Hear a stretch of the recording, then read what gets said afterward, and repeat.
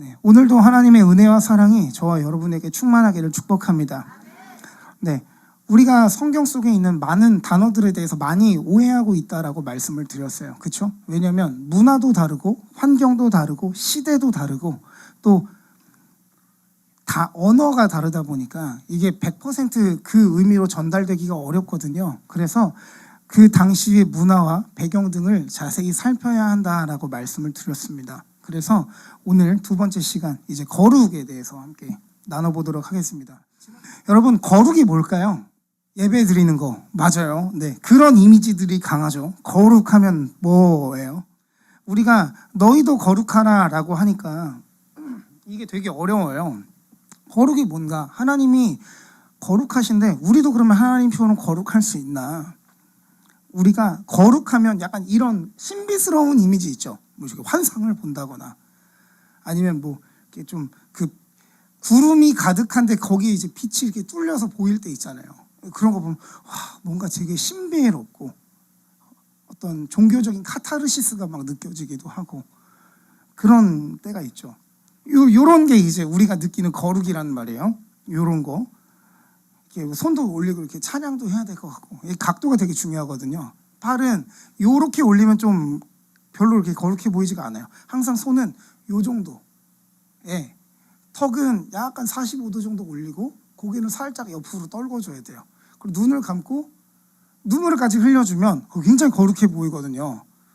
부흥회 같은 데 가면 막 그렇잖아요. 그리고 이제 일상생활에서는 이제 보통 거룩하다 그러면 이제 성경책을 옆에다 반드시 심장 쪽에 껴야 됩니다. 성경책을 이렇게 다니면 되게 경박스러워 보이죠. 여기다 이렇게 끼고 목소리가 일단 변해야 됩니다. 할렐루야. 되게 있어 보이잖아요. 그러면 저분 최소 기도 하루에 5시간 정도 하시는 분이구나. 굉장히 거룩하신 분이구나. 아닙니다. 우리가 이렇게 생각하는 이유는 뭐냐면 거룩을 상태적인 개념으로 오해하기 때문에 그래요. 거룩이라는 것을 상태적 개념이라는 건 뭐냐면 거룩한 상태, 어떤 깨끗하고 뭐 그런 거 있잖아요. 그런 상태를 생각을 하는 거예요. 머리 모양이 좀 단정한 상태, 옷이 깔끔한 상태, 목이 안 좋은 상태, 목이 좋은 상태, 뭐 이런 컨디션에 따라서 거룩이라는 용어를 해석하기 때문에 우리가 오해가 있는 겁니다. 이거 아닙니다. 상태적 개념이 아니라는 거예요. 관계적 개념이란 말이에요. 무슨 얘기냐면 거룩이라는 것은 부부 간의 관계로서 우리가 이해해야 된다라고 말씀을 드리는 겁니다. 거룩이라는 것은 그 하나님과 나와의 관계를 부부 간의 관계로 묘사하는 거예요. 자, 한번 볼까요? 우리가 오해하는 게 있습니다. 하나님을이 아니라 하나님만 온전히 사랑하는 것이 바로 뭐라고요? 거룩이라는 겁니다. 여러분, 거룩이라는 것은요, 그 존재만 바라보는 관계입니다. 지금 보세요. 나만 보라고 하면서 알았어. 너만 볼 테니까 가다가 넘어지면 책임져. 얼마나 달달하고 아주 솔로들에게는 속이 쓰린 이야기입니까? 여러분의 가정 가운데 은혜와 사랑이 충만하기를 축복합니다. 네. 자, 여러분, 하나님께서 거룩하시다라는 것은 뭐냐면 하나님께서 우리를 사랑하신다라는 거예요. 그런데 하나님께서 너희의 하나님이 되시기 위해서 너희를 애굽에서 구원하셨다라는 겁니다. 하나님은 우리와 특별한 관계를 맺고 싶어 하시는 거예요. 자, 이게 지금 출애굽기 이미지잖아요. 출애굽 이미지인데요. 여러분 보십시오. 하나님께서 홍해도 가르시고 낮에는 구름 기둥, 밤에는 불 기둥으로 이스라엘 백성을 인도해 주셨습니다. 이 구름 기둥과 불 기둥이 얼마나 그 섬세한 손길인지요. 여러분, 그냥 구름만 보고 움직이는 것 같잖아요. 그 당시에 이스라엘 백성들이 어디에서 돌아다니고 있었어요? 광야죠. 광야가요, 더울 때는 엄청 뜨겁고요, 추울 때는 엄청 춥거든요. 그러니까 더울 때는 어때요? 낮에는 더우니까 구름으로 햇빛을 막아주고, 밤에는 추우니까 추울 때 불로 따뜻하게 데펴주고, 이게 하나님의 신실하심이란 말이에요. 그런데 이것보다 더 중요한 건 뭐예요? 노예였던 그들을 타지에서, 타국에서 노예 생활, 노예라는 그 관습에 젖어 있던 이들을 하나님께서 구원해 주셨다는 말이에요. 바꿔 말하면 오늘 우리로 이야기하면 애굽은 무엇을 상징한다고요? 죄를 상징한다고요. 죄로부터 우리를 생명으로 구원해 주신 거예요. 우리의 자리를 옮겨 주신 겁니다. 왜 우리를 죄에서 자유로 옮겨 주셨어요? 우리의 하나님이 되시려고. 왜 이스라엘 백성을 애굽에서 출애굽해내셨습니까? 그들의 하나님이 되시려고. 하나님은 우리를 구원하신 이유가 단 하나밖에 없어요. 우리의 하나님이 되어주시기 위해서 우리를 구원해 주셨습니다. 그러면 하나님께서 이렇게 이스라엘 백성, 우리를 사랑하셨어요. 그러면 우리는 어떻게 해야 됩니까? 하나님만 사랑해야죠.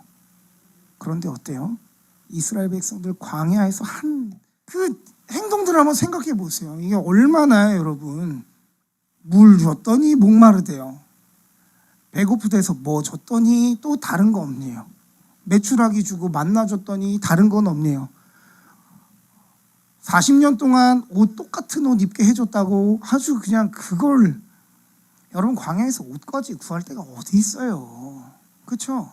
광야에서 먹을 거 구할 데가 어디 있어요.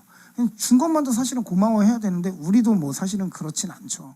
우리는 참 익숙한 거 보다 보면 더 나은 환경을 자꾸만 추구를 하게 돼요. 그게 우리의 죄성이죠. 우리의 욕망이고. 어쨌든 인간이 그러다 보니까 하나님만 바라봐야 되는데 모세가 산에 올라가 있으니까 이들이 뭐예요? 황금송아지 만든단 말이에요. 금송아지 만들어요. 금송아지 만들고 뭐라 그러냐면 이 금송아지가 우리를 애굽에서 인도하여 낸 하나님이다, 여호와다라고 말합니다. 하나님 앞에 너무나도 큰 죄를 저지르는 거예요. 이게 무슨 말이냐면요, 우리가 지금 하나님 앞에 다른 것을 사랑하는 거라고요. 그런데 성경은 우리가 하나님 외에 다른 것을 사랑하는 것을 간음이라고 말합니다. 간음이 다른 게 아니에요. 하나님 외에 다른 거 사랑하면 간음이죠.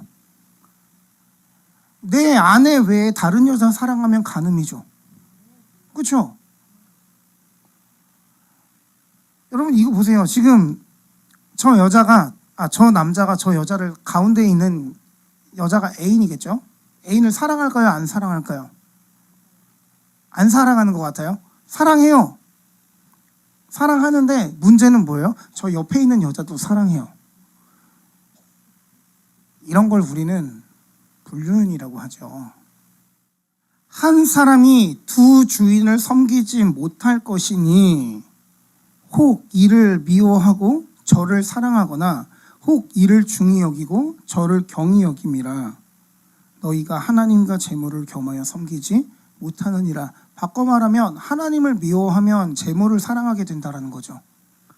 하나님을 중요히 여기면 재물을 경히 여기게 된다는 겁니다. 둘 다 사랑하는 건 없다라는 거예요. 그런데 우리는 지금 뭐 하고 있어요? 둘 다 사랑하고 있어요. 우리가 그렇다라는 게 아니고 저 옆에 있는 누군가가, 저기 멀리 있는 누군가가, 여러분은 오직 주님만 사랑하시니까요. 그렇죠? 근데 우리가 좀 돌아봐야 돼요. 진짜 주님만 사랑하고 있는지. 구약 성경에 보면 호세아서가 등장하죠. 이 호세아서에 호세아라는 사람이 있습니다. 이 호세아에게 하나님께서 어느 날 나타나셔서 너 고멜이라는 여자랑 결혼하라는 거예요. 그런데 이 고멜이라는 여자가 어떤 사람이냐면 그 화류계의 여인입니다. 말이 좋아 화류계의 여인이죠. 그 몸 파는 여인인 거예요.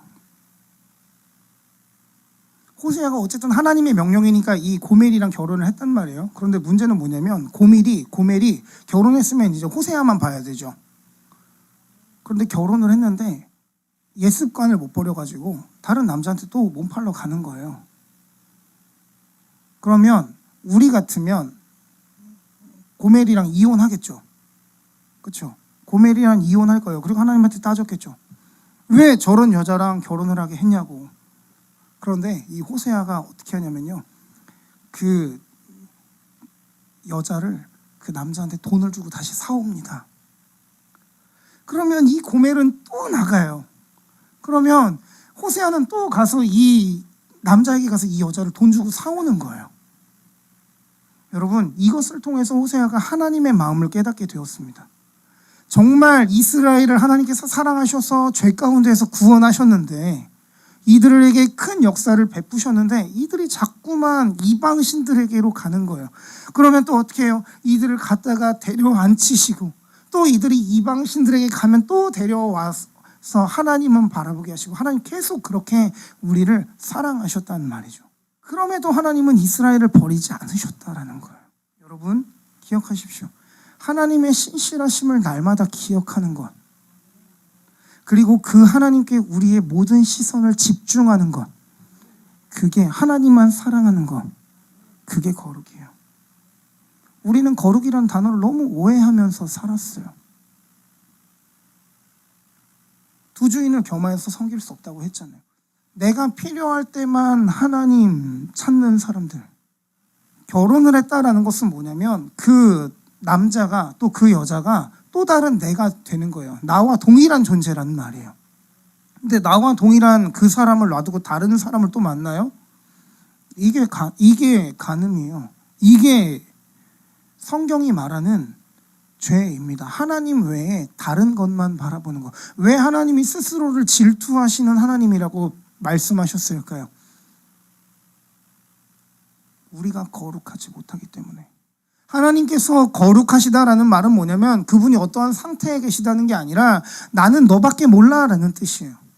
그러니까 너도 나만 좀 바라봤으면 좋겠어. 세상에 수많은 것들이 있습니다. 명예가 있고요. 돈이 있고요. 물론 대부분 돈이겠죠. 심지어 여러분 진짜 잔인하고 정말 우리가 무서운 이야기는 우리 자녀들이 우리에게 또 다른 간음거리가 될 수도 있습니다. 자녀를 사랑하실 때 하나님께서 나를 사랑하셨듯이 자녀를 사랑하는 건 괜찮아요. 그런데 하나님보다 자녀를 우선으로 둔다? 이거는 우리가 다시 한번 생각해 봐야 됩니다. 여러분 마음의 기준을 어디에다가 두시겠습니까? 하나님에게만 두는 저와 여러분이 되었으면 좋겠습니다. 그게 거룩이에요.